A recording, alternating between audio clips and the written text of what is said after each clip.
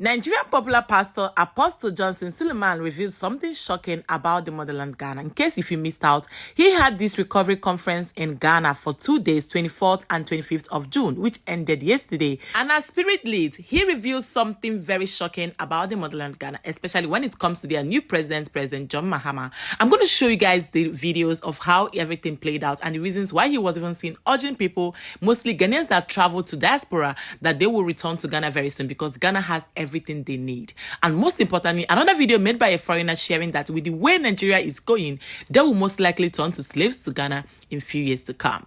Let's watch these videos. I'm doing predictions on Africa. Ghana's industry is going to grow. It's going to grow like nobody's business. In 5 years, people are going to start seeing it.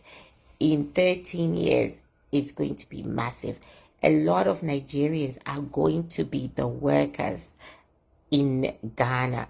They're going to be the workers, working for Ghanaians. Yeah, that's Ghana. That's Ghana. I've never been to Ghana, but now I'm so fascinated with going to Ghana. Ghana is the only consistent African country. It is consistent since 1960. No, seriously. It is consistent since 1960, and it is going to make strides and waves. It is going to build upon itself. The bringing in of African Americans into their community is going to help that country. It's giving that country a different mindset. The African Americans may not even realize how much influence they have, but they are going to have a great influence on that country. That country is going to be at odds with China starting 2033. Ghana is going to be at odds with China. If you know the history of Ghana, it was also the first country to be at odds with the British and to kick out colonization. It's going in the same direction with the Chinese. Ghana is going to be at odds with the Chinese. There's going to be back and forth fighting between Ghana and China because Ghana does not want to rely on China because it sees China as oppressive, and the Chinese have gained such a strong foothold in Africa and are going to want to bring Ghana to heel. African leaders need to learn from John Mahama. It's a model. I'm telling you the truth. Of course, I will not talk like this. I will not talk like I'm shocked. I'm overwhelmed. The way the man brought down, crashed down the thing, stabilized, and he said quite a number of things. The man loves Ghana. He loves his people. I could see that while he was talking. It was all about the people. He said he wants to leave he said to me he wants to leave a legacy that when anybody comes, nobody can bring it down. That you steal money, you go to prison. You take money, go to prison. You take your salary, go home, but you still go to prison. I say, President saying this one, that's strange. That's strange. And Father, we thank you for Ghana. Thank you. Thank you for President John Mahama. Thank you for his team. Thank you for his cabinet. Give them sound health and keep them to take this nation to greater heights. In Jesus' name. Transformation. What happens is, first of all, the financial level begins to balance. Then it slides into other parts of the economy, feeding, housing. It starts reflecting. And I thank God for you. And I believe God that very soon those that ran to America, to London, will start running back. This is day 14 in Accra. Y'all, I originally was supposed to be here for 8 days. And then I extended my stay another 3 days, and then I extended it again. And now, Nanaya is an honorary Ghanaian at this point. Hell, I may hop over to Nigeria. I may go to Kenya. You may find me in South Africa. Who the hell knows? And everyone's been really nice, and I'm just loving the vibe. I love the energy. I love the people and the food. It's super affordable. Just exploring and the adventure has just been amazing. Like, I don't think I'm gonna ever travel with anybody again. I'm kidding, but like, I was super apprehensive about this trip because this is my first major international trips solo. And here it just feels so good to like drop your shoulders, not have to be on high alert all the time.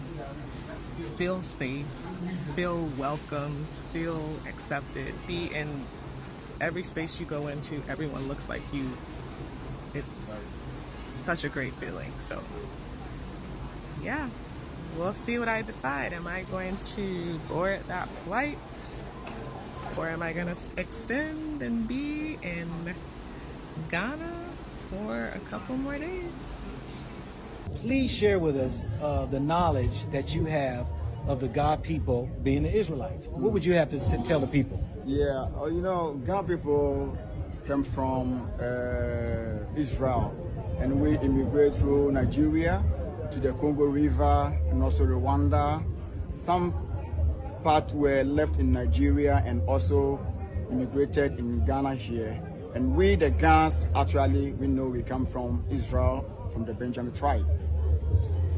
You know, for those who haven't watched my video, when I was brought into a Ghanaian family, the grandfather, who was 104 years old, he told me they came from Israel. He told me they came through Egypt, Libya, through the center of Africa, over into Nigeria, and then here, resting in Ghana. How much do the people know they are Israelites? Because what I witnessed was some old traditions of worship that you can find in the Old Testament. Does people know that they're part of the children of Israel? Most of the Ghanaian people. Sure. So most of the Ghanaian people know that we came from Israel. But now our ancestors were able to teach a lot of people from Ghana that we came from Israel. The thing there is that most times Nigerians do not really love the truth. I went through the comment section of the predictor. The first lady, I think she's actually an overseer, someone that sees things, predicts things, and it happens, right? The foreigner that said in the few years' time that Nigerians will be working for Ghanaians. A lot of Nigerians were under that comment section. They roasted that. They were like, how can you say population of over 300 million people will work with small Ghana? Like, let us stop attaching population to everything we do right now. Let us face reality.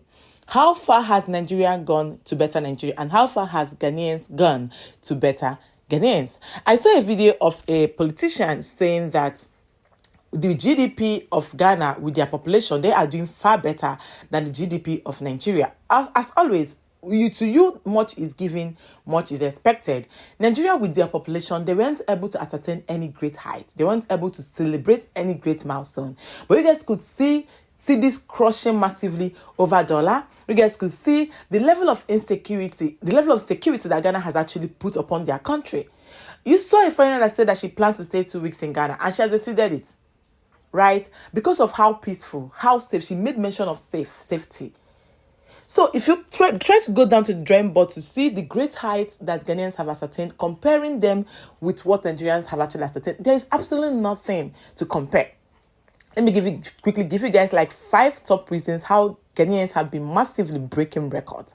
Let's take it down to the cities appreciating over dollar, whereas Naira is diminishing, as in depreciating, declining over dollars, over cities. That's number 1. Number 2, let's talk about the security in Ghana. And let's talk about the insecurity in Nigeria. The other day, over 200 people got buried in Benue. People are still getting buried every day in Nigeria by these Fulani herdsmen and all these terrorists and bandits. Do you guys hear such in Ghana? Let's just take it down to the good government, the intentional government, the government that hears the cries of his people. How far has, you could see that Pastor Suleiman said that he's the president that hears his people. He's always there to listen to his people. He's always there to do what his people ask him to do. Whereas on the other hand, President Tinubu actually said that he does not even come on social media because most times Nigerians insult him to the extent that they get him depressed. Let's take it down to another point. Let's talk about the education. The poor standard of education in Nigeria and the good STEM educations in Nigeria. Your child cannot even go to government schools in Nigeria. I don't want to show that because it is actually in a mess, in a huge mess. And then knowing that Ghanaians enjoy these things for free, still baffles me. Like, it gives me goosebumps anytime I make searches and find that these guys have been enjoying this thing back to back, whereas we Nigerians are massively struggling with our population. Imagine having thousands and millions of children out of school, and these guys are trying to benefit from our local government schools that has absolutely nothing to show for it. Let's take it down to the most important one, electricity. Ghana has crushed electricity. There are videos of some Nigerians in Ghana sharing that they are shocked to see 24 hours of electricity in Ghana. These are things we are not even opportune to. Like, sometimes we don't even get up to 2 hours electricity in a day. Sometimes we have total blackouts. And the thing that even baffles me is the most is that some Ghanaians actually thought that we are capping. Like, we come on social media to say these things are real. They are truths. Like, they are real. So there's absolutely nothing to feel certain way about or something like that. So guys, when I came across these videos, actually I love it for them, and I just hope that Nigeria learn from. When these people are saying these things, they're not meaning there's always room for improvement. If you want your country to be giant of Africa the way you guys claim to be, show for it. Have a lot of things to show for it. Let us normalize all these things we come out on social media to say and try to pull any country down, because on the long run, we will definitely have ourselves to blame. If this is your first time coming across my face, thank you so much for being amazing. My name is Uju. You're welcome to Uncut with Uju. Don't make sure to subscribe, and I'll see you guys in my next video. Bye.